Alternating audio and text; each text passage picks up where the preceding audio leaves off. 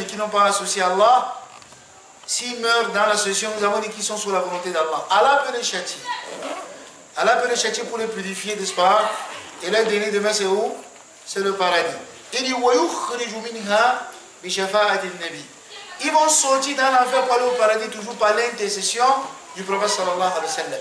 Ce n'est pas que lorsqu'Allah va finir de les châtier, ils vont seulement se lever et dire que bon, Allah, ça va, nous on part au paradis dans notre dernier demain. Là, il faudrait que le prophète intercède encore pour eux auprès d'Allah avant qu'Allah puisse donner le OK qu'on les amène au paradis. C'est bon? Et ça, c'est le shafa'a. Maintenant, mes chers amis, le shafa'a, tout retenez bien. Écrivez et je vais vous interroger. Le shafa'a, c'est un sujet qui est très capital. Ben, le Kitab al-Tawhid de Muhammad ibn Abdul Wahhab, parmi les grands chapitres, si je ne peux pas dire le plus grand chapitre de ce livre, c'est Bab Maja fi Shafa'a. C'est un chapitre qui concerne l'intercession. Ben, les savants disent que c'est le plus grand chapitre du Kitab al-Tawhid. C'est dans ça que non, quand tu apprends ça, toute ta tawhid est dedans. Le cheikh n'a rien laissé. C'est le plus long chapitre aussi du Kitab al-Tawhid. Et c'est le chapitre qui est plus difficile à mémoriser dans Kitab al-Tawhid. Notre cheikh, il appelait ce chapitre il dit Bab al-Rijal. Il dit c'est le chapitre des hommes. C'est le chapitre des hommes. Ce n'est pas le chapitre des masculins. C'est pas? Quelle est la différence entre les hommes et les masculins? Chez vous en français, il n'y a pas la différence. Chez les arabophones, il y a la différence entre le masculin et le féminin.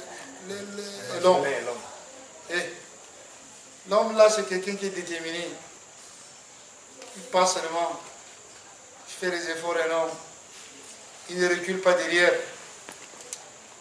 Ça, c'est l'homme là-bas. Les masculins sont ceux là, lorsqu'on dit, hé, ils fuient. Ils sont en train de fuir, ils sont en train de rentrer. Ça, c'est les masculins là-bas. Et c'est les masculins qui sont nombreux que les hommes. C'est pour ça qu'Allah dit dans le Coran,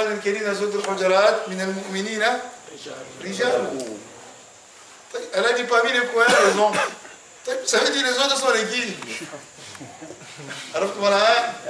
Là où nous sommes ici, là, ce n'est pas toute personne qui est déterminée. Il y a des choses comme si on dit le monsieur va avoir peur, il lâche. Mais les autres gens là où ils sont assis avec nous là, même si c'est le feu, ils vont dire que on ne change pas. Faites ce que vous voulez. C'est bon? Mais il y a les autres, il suffit qu'on les effraie, c'est fini pour eux. Oh, ils vont lâcher tout. Ils vont abandonner tout. Là, ça c'est le masculin là-bas. Ce ne sont pas les hommes. Les hommes doivent être déterminés pour leur religion. Les rames doivent être déterminés pour que l'islam part en avant. Ils ne doivent pas lâcher. Ils ne doivent pas avoir peur des gens. Comme vous avez entendu d'Ibrahim alayhi salam. Donc, qu'est-ce que l'Ibrahim vient là-bas chez Cheikh Rabia? C'est des choses miraculeuses que tu vas entendre sur Ibrahim. C'est comme ça les hommes. Al-Shafa'a, comme je vous ai dit, l'intercession c'est un grand chapitre dans l'islam et c'est un sujet aqid. C'est un très grand chapitre. Al-Shafa'a tout en cas sur le qismain. L'intercession est divisée en deux grandes catégories. Al-Shafa'atu al-muthbata wa al-Shafa'atu al-manfiyya. Al-Shafa'atu al-muthbata c'est l'intercession permise. C'est une intercession qui est permise de faire. Wa al-Shafa'atu al-manfiyya c'est une intercession qui est interdite de faire cela. Il n'est pas permis que tu intercèdes. Voilà. Ça veut dire qu'il y a deux. Ce qui est permis, ce qui est interdit. Alors maintenant, sur ce qui est permis. Le shafa'atul muthbata, l'intercession qui est permis est divisée en deux catégories aussi. Écrivez toujours les divisions. L'intercession permise est divisée aussi en deux catégories. Première catégorie, l'intercession spécifique au prophète sallallahu alayhi wa sallam. Et ce n'est que lui qui intercède. Deuxième catégorie, l'intercession que le prophète intercède aussi, ainsi que tous les croyants et tous les prophètes et les messagers. Ça c'est la deuxième catégorie. Je reprends.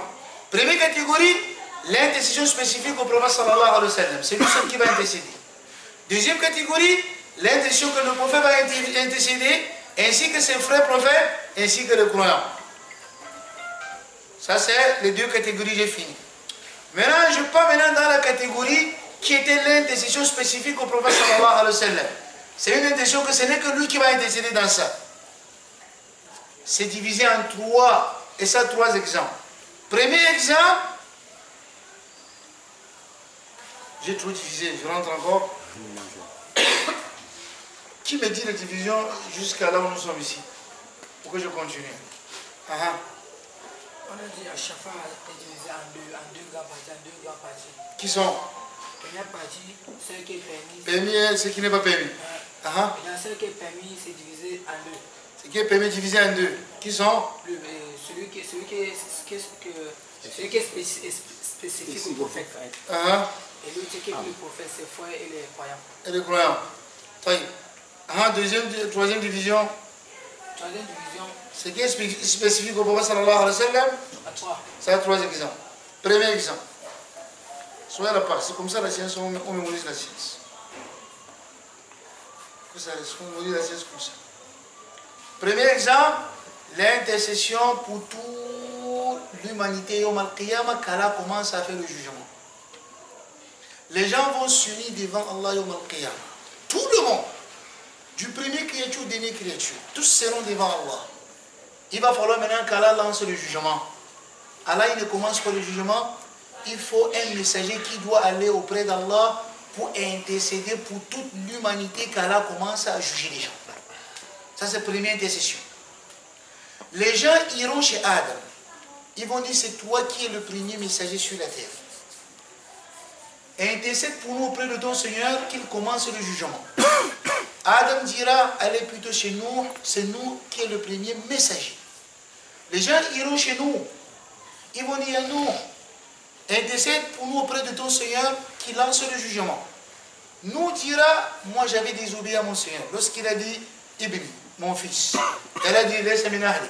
Elle a dit que c'est qu'il fait partie de ta famille. Lui, il a vu ça comme désobéissance. Il va dire comme ça. Nous, on dit, moi j'avais désobéi. Je ne connais pas ma situation aujourd'hui. Allez plutôt voir Ibrahim qui est venu après moi. Les gens iront chez Ibrahim. Ils diront, intercède auprès de notre Seigneur qui lance le jugement. Ibrahim dira, j'avais menti. Quel est le mensonge d'Ibrahim? Lorsqu'il avait peur que le roi peut prendre sa femme comme sa femme, il a dit au roi que c'est ma soeur. Il a dit que c'est ma soeur. Pourtant, ta femme est d'abord ta soeur avant qu'elle ne soit ta femme. Et même comme elle est ta femme, elle est toujours ta soeur en islam. Ce n'était pas le mensonge. Mais tellement que les messages étaient véridiques, ils prenaient ça comme le mensonge. Pourtant, ce n'est pas le mensonge. Ibrahim dirait, je ne connais pas ma situation. Allez plutôt voir Moussa. Les gens iront chez Moussa. Ils vont dire, intercède pour nous auprès de ton Seigneur qui lance le jugement. Moussa dirait, j'avais tué quelqu'un. Pourtant, Moussa n'avait pas tué quelqu'un. Moussa se séparait juste une bagarre. Il voulait juste se séparer, deux personnes, il a tiré et il est tombé, il est mort. Moussa voit ça comme s'il avait tué cette personne-là. Pourtant, en réalité, il n'a pas tué quelqu'un. Il dit, je ne connais pas ma situation aujourd'hui, allez plutôt voir Issa. Les gens iront chez Issa pour demander l'intercession. Les gens iront chez Issa, ils vont dire, toi, intercède pour nous auprès d'Allah pour qu'Allah lance le jugement. Jésus est le seul messager qui ne va pas s'excuser. Il va juste dire, allez chez Muhammad sallallahu alayhi wa sallam, c'est lui le seul de la prophétie, le dernier des messagers. Allez chez lui. Et c'est comme ça les gens iront maintenant chez Muhammad sallallahu alayhi wa sallam. Dès qu'ils vont arriver pour dire qu'intercède pour nous auprès d'Allah Muhammad va dire que Na'am, ana laha, ana laha, ana laha. Il va dire que ça me revient, ça me revient, ça me revient. Et je suis responsable de ça. Parce que c'est lui le meilleur de tous les messagers. C'est pour ça que je vous ai dit l'autre jour dans le sermon, notre religion est la meilleure des religions. Notre messager est le meilleur messager. Notre Coran est le meilleur livre qui est descendu sur la terre. Et nous sommes la meilleure des communautés sur la terre. Toutes les cartes dans le Coran et dans le Sunna. Tout le monde rentre maintenant chez Muhammad sallallahu alayhi wa sallam. Pourtant il est le dernier. Il est le dernier mais le premier. C'est pour te dire, on peut être premier, mais on est venu en deuxième position. Mais on est premier. C'est bon. Et pour être premier, il n'est pas forcément que tu étais la première personne arrivée. Sinon, il y a les premiers qui ont été les premiers avant lui, mais il est le premier, il est venu, dernière personne. Mais il devient premier. C'est comme ça que tu peux être brave. C'est pour te dire que tu peux être brave. Il dit, oh, les gens m'ont dévancé, les gens ont été avant moi là. Les gens peuvent être avant toi, ils sont en train de manger, boire, ils ne font rien. Et toi, tu arrives une journée, un mois, une semaine, tu fais des choses qu'ils ont fait 10 ans, ils n'ont pas pu faire cela. Et tu deviens meilleur plus qu'eux. C'est possible. Et dans la science moderne que vous apprenez, vous voyez ça, c'est possible. Dans vos vies quotidiennes avec les gens, vous voyez ça, vous voyez c'est possible. N'est-ce pas? Muhammad sallallahu alayhi wa sallam se lève, il part vers Allah azza wa jal, il se procède devant Allah, il met son front au sol. Ça c'est signe d'humilité, signe de soumission totale. Quand tu mets ton front au sol devant quelqu'un, c'est pour dire que je suis là pour toi. Khalas, je suis ton esclave. Tout ce que tu veux, j'obéis seulement.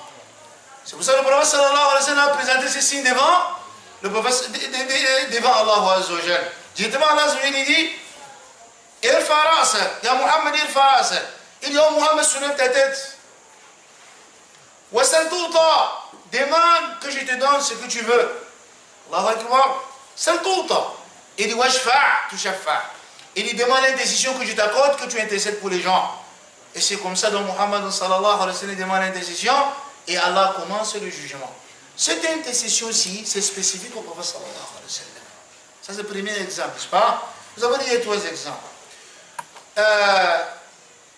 Deuxième exemple, c'est l'intercession du prophète sallallahu alayhi wa sallam pour son oncle Abu Talib, qu'Allah allège pour lui le feu de l'enfer. L'oncle du prophète sallallahu alayhi wa sallam est éternel dans l'enfer, Abu Talib. Mais seulement, le prophète sallallahu alayhi wa sallam intercédera pour lui auprès d'Allah, qu'Allah l'allège le feu de l'enfer. Il est éternel dedans, il ne sort pas dedans. Mais seulement son enfer sera allégé par rapport à l'enfer des autres. Qui va intercéder pour qu'Allah allège cet enfer sur lui? C'est Muhammadun sallallahu alayhi wa sallam. Ça c'est le deuxième exemple. Troisième exemple, l'intercession du prophète sallallahu alayhi wa sallam pour les gens du paradis qu'ils entrent dans le paradis. Lorsqu'on va juger les gens, tous les gens ont été déjà jugés. Il faut maintenant qu'on entre dans le paradis. Qui va ouvrir la porte du paradis que les gens accèdent dans le paradis? C'est Muhammad sallallahu alayhi wa sallam. C'est lui qui va intercéder auprès d'Allah pour qu'Allah donne OK, on ouvre la porte du paradis, les gens entrent dans le paradis. Ça c'est les 3 exemples d'intercession spécifiques au qui? Au Muhammad sallallahu alayhi wa sallam. Troisième exemple, la deuxième catégorie a aussi 3 exemples. Deuxième catégorie a aussi 3 exemples. Premier exemple dans la deuxième catégorie,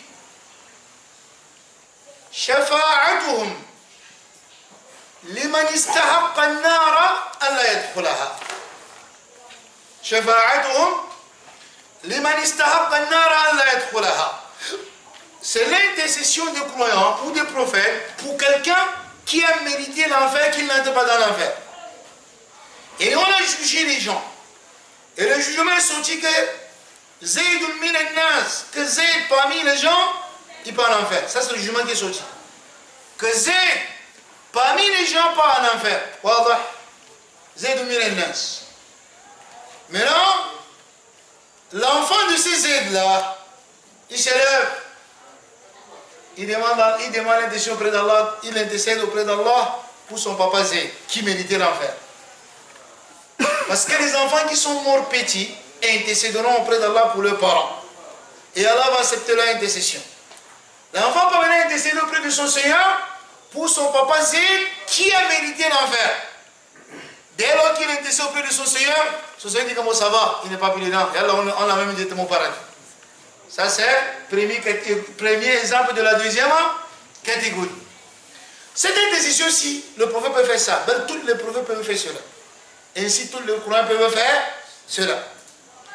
Deuxième exemple, shafa'atuhum liman dakhala an-nara an yakhruja minha.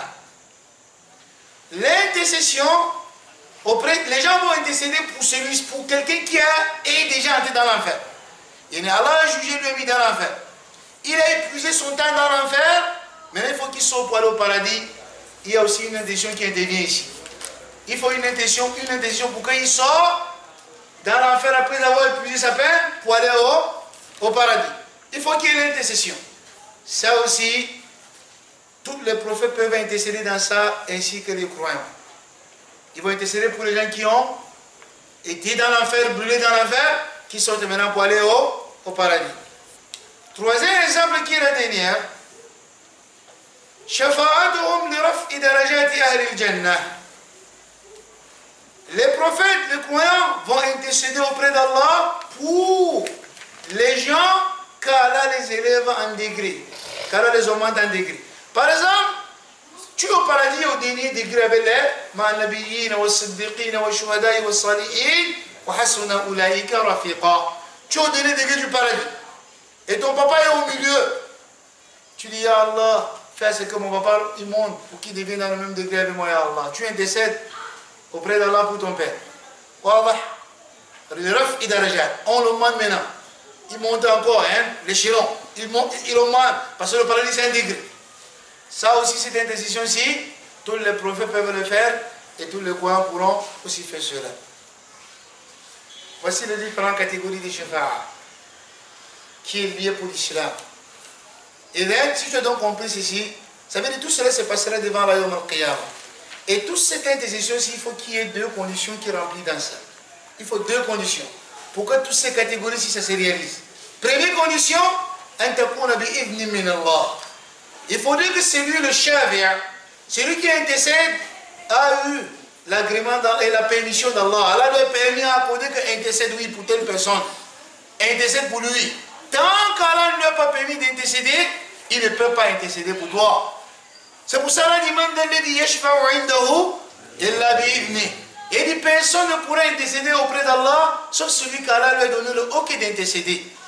Ça c'est la première condition. Deuxième condition, et l'agrément d'Allah Azza wa Jal sur celui-là qu'on intercède pour lui. Il faudrait que ces personnes, Allah lui a agréé. Et ici les savants disaient il faudrait qu'ils soient parmi les gens de la Tawhid, les gens qui n'associent pas Allah Azza wa Jal. Les associateurs n'auront pas d'intercession devant Allah Yawm al-Qiyamah. C'est interdit d'intercéder pour celui qui est associateur, qui est mécréant.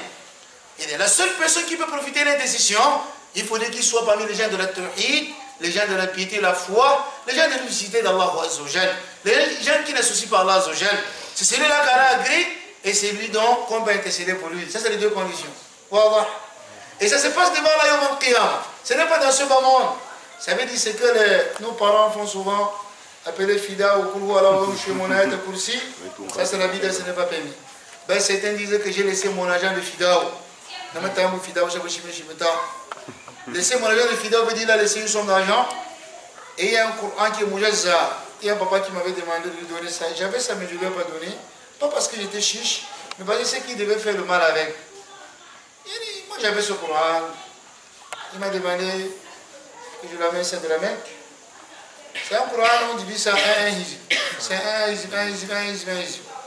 Ça c'est pour les fidèles c'est pour les fidèles. Ils font comment? Il y a des gens quand ils meurent, il a laissé peut-être 100 000 pour son fidèle.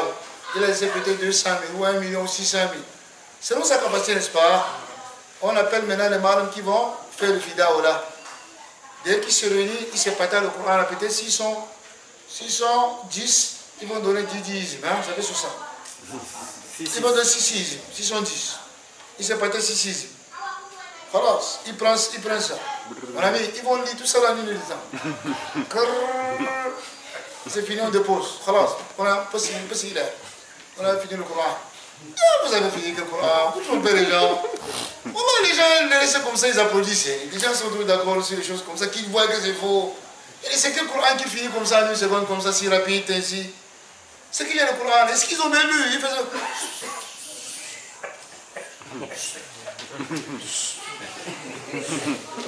Je peux rapider, on gagne beaucoup. Tu acceptes le fond comme ça devant toi. Je vous ai dit qu'il y a des gens que si on fait comme ça, hein, ils fuient. Ça c'est les masculins. Les hommes ne peuvent pas accepter des choses comme ça. Ils savent que ça c'est faux, ce n'est pas vrai, vous n'avez pas lu le Coran. Vous avez pris l'argent un jour, l'argent vous avez pris 5 jours, vous avez pris l'argent pour rien, ce n'est pas permis ça. C'est bon? Il y en a. Ce n'est pas permis. Mes chers amis, on doit craindre Allah. Il y a des démons serrés dans la tombe. Tous ces tromperies contre les gens prennent le bien. Et justement, on dira quoi devant Allah? Ces gens-ci seront pour intercéder pour nous. Ils vont nous aider à quoi? Regardez le fait qu'on a peur, on ne veut pas craindre Allah pour faire ce qui est juste là. Pourtant, demain, tu es dans la tombe. Le résultat sera que tous ces gens ne seront pas là pour pleurer pour toi. Ils font sur la terre comme s'ils t'aimaient trop. Comme s'ils veulent trop ton bien. C'est juste parce que tu fais le mauvais qu'ils veulent. C'est pour ça qu'ils présentent ton amour beaucoup plus. Mais sache que si tu fais ce bien-là pour eux, dans la tombe, ils ne seront plus là. يوم يفر المرء من أخيه وأمه وأبيه وصاحبته وبنيه لكل امرئ منهم يومئذ شأن يغنيه. Tu vas fuir ton père et ton père va te fuir. Tu vas fuir ta mère, elle va te fuir. Tu vas fuir ta femme, elle va te fuir. Tu vas fuir tes amis, ils vont te fuir. Chaque personne sera responsable de ses actes au Mal-Qiyamah. ولا تزر وازرة وزر أخرى وليس للإنسان إلا ما سعى. L'être humain n'aura rien comme mérite devant Allah, sauf par les œuvres que lui-même avait fait cela. C'est ça que tu vas profiter devant Allah Yawm al-Qiyamah. Et then, il ne faut pas tromper les gens avec ta religion. Dis la vérité aux gens et tu laisses le reste entre les mains d'Allah. Lorsque tu leur dis aussi la vérité, ne marche pas aussi derrière eux avec l'arme pour les tirer s'ils ne font pas du tissu, non. Non. Il te revient seulement de dire tu restes tranquille. Ils ont mis en pratique, ils n'ont pas mis en pratique, ce n'est plus ton travail là-bas. Parce que des gens, ils transgressent les limites, car Allah lui a mis dans ça. Il oblige aux gens de travailler ce qu'il a dit. N'oblige pas aux gens. Dis-leur. Dis. Même pas peur, il faut dire. Mais ils ont travaillé, ils n'ont pas travaillé, ça ne te regarde pas. إنما عليك البلاغ وعلينا الحساب. واضح؟ نعم. C'est vrai que d'autres gens peuvent obliger d'autres gens de travailler. C'est les gens qui sont sous ta responsabilité. Parce qu'il ne faudrait pas que ta femme écoute s'il y a des discours et dit que ça va, tu m'obliges que je porte le voile. Hein? Que chacun dit qu'on n'oblige personne. Que chaque personne fait pour lui, chaque personne fait pour lui. Là, tu es ma femme, je t'oblige maintenant. Parce que tu es sous ma responsabilité. C'est moi qui te nourris. C'est moi qui t'ai marié. Les hommes ont la puissance, ont la force sur les femmes. Tu dois sauf que te soumettre. C'est moi le chef de la maison. Ici, là, la femme ne doit pas dire que non, là, ikra fi din, abadan. Elle doit sauf qu'obéir. Elle doit sauf qu'obéir. Ainsi que ton enfant. Ainsi que ton enfant doit sauf qu'obéir. Ton enfant ne doit pas dire que non, papa, là, ikra fi din. Les gens sont libres. C'est ça le hurriya que l'Occident appelle de faire là. Nous disons que là, ikra fi din, c'est ça le de l'asr. Là, qui est le mustasnaya, il y a des gens qu'on t'oblige de faire. Tu es mon fils, tu dois sauf qu'obéir. Chez moi, là, je ne vais pas accorder la désobéissance. Nous ne serons jamais d'accord tant que tu ne te soumets pas, tu n'obéis pas. Voilà. Tu vas insister, persister derrière lui. Tu ne vas pas céder pour lui laisser pour dire qu'il dit je suis libre. Tu es libre où? On n'est pas libre devant ses parents. Tu es enfant et tu demeureras toujours enfant. Et tu dois obéir tes parents, tu demeureras toujours enfant, tu obéis à tes parents, même si tu as 100 ans. Tu deviens toujours un enfant qui doit obéir à ses parents. Et même si tu as 100 ans, tu es toujours un enfant qui doit obéir à ses parents. La question qui se pose à Moussa, les parents sont déjà morts. Il va obéir à quels parents? Réponse, si tu donnes la bonne réponse, je te donne un cadeau. Nous avons dit, l'enfant reste l'enfant jusqu'à il sort dans ce bas monde. Et il doit obéir toujours à ses parents. Et on a pris l'exemple qu'il a 100 ans. Est-ce que quelqu'un qui a 100 ans a encore un parent qui vit? Ou même 150 ans. Disons qu'il a 150 ans. Oui, il peut avoir son parent qui a 120 ans. C'est possible. Il y a des gens qui vivent 120 ans. Peut-être qu'il a accouché à 20 ans. C'est possible qu'il a 100 ans et il a un parent qui vit encore. Là, disons 150 ans à Moussa.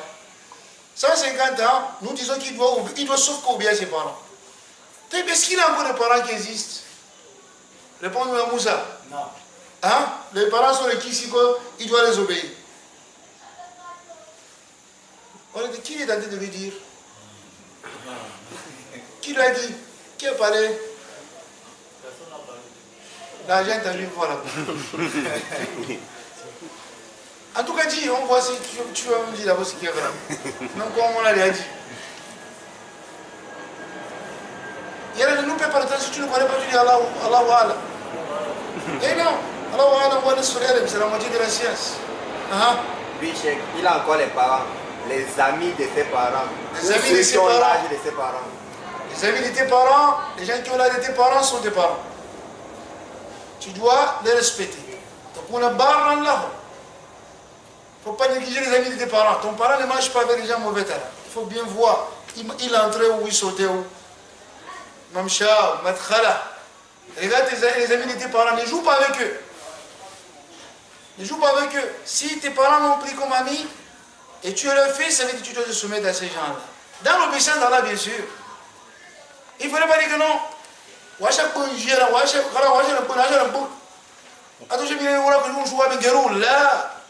Tu es toujours les parents que tu dois les obéir. Non, je suis pour ma. Ta maman avait ses amis, elle avait ses camarades, elle avait ses amis. Elle avait ses soeurs. Ces soeurs-là sont tes mamans. Ces camarades-là, ses amis-là sont tes mamans. Tu dois sauf que les obéir pour être un enfant obéissant. Et ainsi que ton père, tu vois maintenant que tu seras toujours enfant. Il n'y a pas un jour que tu vas dire que je suis, là, tu es toujours enfant. C'est pour ça qu'on ne s'amuse pas avec les parents, mes chers amis. Wallah, on ne s'amuse pas avec les parents. Les parents là, ils sont pour nous comme le couteau à double tranchant. Où on trouve directement notre paradis derrière leur talon, où on trouve l'enfer derrière leur talon. C'est facile. L'un des deux est facile. Sur nos parents, tant qu'ils vivent encore, on doit les obéir. On ne doit pas faire des signes de désobéissance devant eux. Quand ils parlent, on écoute. On ne soulève pas la tête, on ne gronde pas, on ne parle pas avant lui. Il ne parle pas, tu manipules le téléphone. À jamais. Tu n'es pas devant lui, on t'appelle, tu décroches le téléphone. À jamais. Tu demandes sa permission. Papa, je peux décrocher. Ne décroche jamais le téléphone quand il parle. Vous savez que tu as coupé sa parole. Et ça, c'est un soul adab. Il parle, tu décroches le téléphone parce que c'est ton patron de service qui t'appelle, parce que c'est le directeur, le DG de telle société qui t'appelle. Le DG là, c'est qui par rapport à ton père? Par rapport à ton père, le DG là, il est qui? Par rapport à ta maman, le DG il est qui? Il est qui par rapport à ta maman? Tu coupes la parole de la maman pour répondre à la parole de ton patron? À jamais. À jamais. Ben, la seule personne dans l'assise de cours, comme je vous ai dit 70 fois, que si tu vois son appel venir, tu dois sauf que décrocher. Même comme moi j'enseigne, si maman m'appelle, je coupe le cours, je décroche. Je réponds avant de revenir dans le cours. Ce n'est que les parents, il n'y a pas d'autres personnes. Mon patron ne peut pas, je ne peux pas couper le cours pour répondre à l'appel de mon patron. Jamais. Ce n'est que mon père et ma mère. Ton père et ta mère. Ton père et ta mère. Méfie-toi de ces deux gens. C'est les deux êtres chers devant toi. Surtout ils vivent encore. Le prophète dit Rahima anf, Rahima anf, Rahima anf. Manadaraka walidei, walam yadkhul al-jannah. Ah, c'est un hadith qu'on lit, c'est comme si on lit ici, ça sort là-bas. Le prophète dit a perdu, a perdu, a perdu. Celui qui a rencontré ses deux parents et n'a pas hérité de le paradis. Ceux qui ont déjà perdu les parents pleurent. Si on pouvait les retourner sur la terre pour vivre avec eux même une heure du temps. Mais ils n'ont plus cette opportunité-là. Toi, tu fais un mois, tu n'appelles même pas ton père. Tu n'appelles même pas ta mère. Tu dis pas à maman, est-ce que vous êtes satisfait, ça va? Ça là, ça te dépasse. Mais tu mets le crédit, bonus, tu appelles tes amis, tu fais une heure de temps au téléphone avec eux, 2 heures de temps. Vous causez les futilités.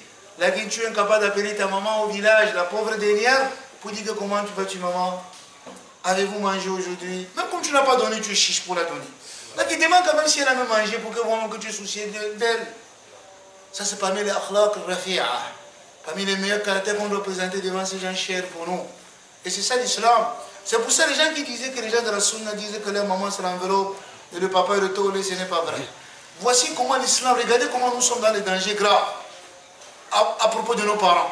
Est-ce que quelqu'un que c'est ça sa croyance peut dire que sa maman c'est l'enveloppe? Quelqu'un qui croit comme ça, il peut dire que sa maman est l'enveloppe? C'est que nous ne connaissons pas ces personnes.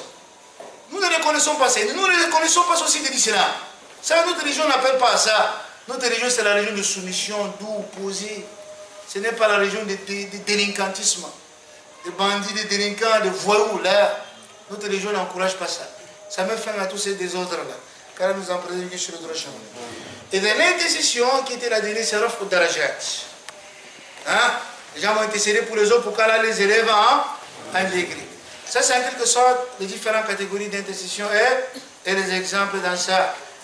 Et maintenant, il y a l'intercession pour les choses de ce bas monde qui est aussi permis. Par exemple, tu veux un travail dans telle société et tu connais que le patron, le DG de cette société-là est l'ami de ton oncle ou de ton père ou de ton voisin ou de tel camarade ou de l'ami de ton père. Le DG de cette société-là, c'est l'ami de ton père. Tu prends ton dossier, tu passes chez l'ami de ton papa, tu dis voici mon dossier, je suis capable de faire telle chose et telle chose et telle chose et j'ai entendu que telle société recrutait les gens. Vraiment, et le DG là-bas, c'est ton camarade, c'est ton ami, vous avez des relations, et intercède pour moi auprès de lui. Ça, c'est permis. Ça, c'est permis, c'est une décision qui est permise. Tu interviens pour moi. Voilà. Parce que la parole de celui-ci aura beaucoup d'impact. il va dire, ah non, si c'est mon ami qui vient avec telle personne, ça veut dire que c'est une bonne personne. C'est ce que les savants, même dans l'islam, dans la charia, ils appellent ça tazkiya. La tazkiya, la recommandation. Et pour déposer un dossier dans toutes les universités saoudiennes, si je ne peux pas dire toutes les universités du monde entier, eux ils demandent la recommandation. Il faudrait que quelqu'un qui a étudié, qui a suivi des études académiques, pourrait y mettre des conditions. Ce n'est même pas toute personne qui fait ces recommandations-là. Pour l'Arabie Saoudite, pour que tu recommandes quelqu'un qu'il dépose un dossier pour espérer avoir une bourse, il faudrait qu'il doit être recommandé par quelqu'un qui a étudié en Arabie Saoudite. Même si tu étudies dans n'importe quel pays, tu n'es pas fiable devant eux. Il faudrait que tu étudies chez eux. Là, ils savent, parce qu'ils savent qu'ils enseignent l'aqid sahiha. Leur aqid est dans toutes les écoles, commençant de la matinée jusqu'à un doctorat, tout est propre. Tout ce aqid est propre en Arabie Saoudite. Tu ne trouveras pas ça dans notre pays que l'Arabie Saoudite. De la matinée jusqu'à un doctorat, le aqid et tout le programme est propre. Non, tu ne vas pas trouver ça dans notre pays. Sauf l'Arabie Saoudite. Et ils savent que si tu étudies chez eux, ça veut dire que tu as suivi le parcours d'un bon aqid. Tu as de bonnes moralités. Voilà. Tu recommandes quelqu'un maintenant. C'est toi qui peux recommander quelqu'un. Chez eux, ils acceptent.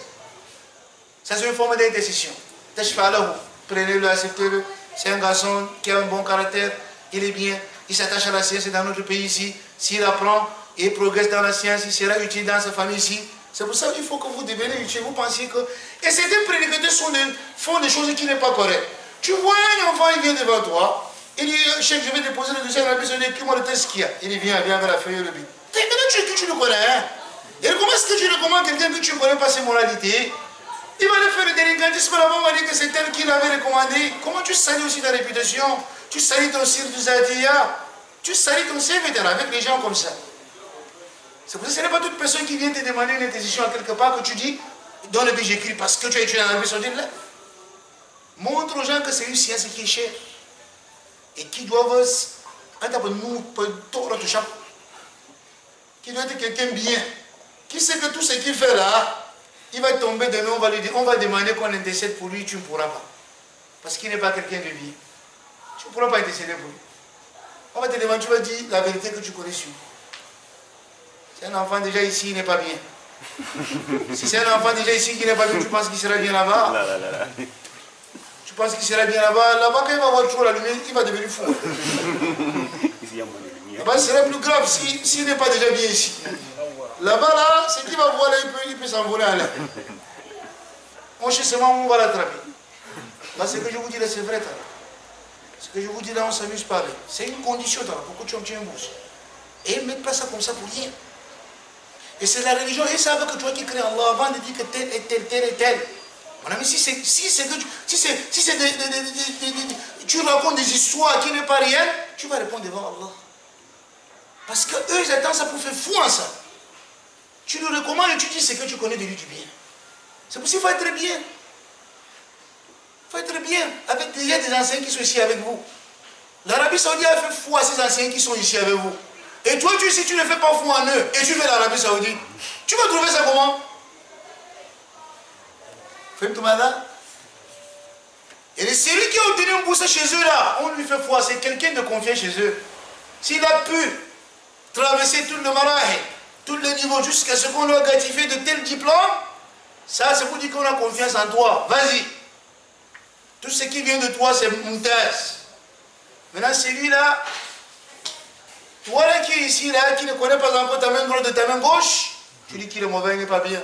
Il n'a pas le bon aqid. Qui lui a donné ces aqida là? Corrige donc son mauvais aqid. Son mauvais aqid, tu lui as le bon aqida. C'est les délinquants qui passent tout le temps pour dire que le corps occidental est haram. Pour ceux qui suivent leur pas, leur chemin, les enfants de Boko Haram. Pour la moindre des choses, les enfants qui ont senti l'odeur de Boko Haram, ils veulent suivre leur chemin. Qu'Allah nous en préserve, ainsi que nos enfants de ces mauvais fléaux là qui est, vidéo qui m'est battue.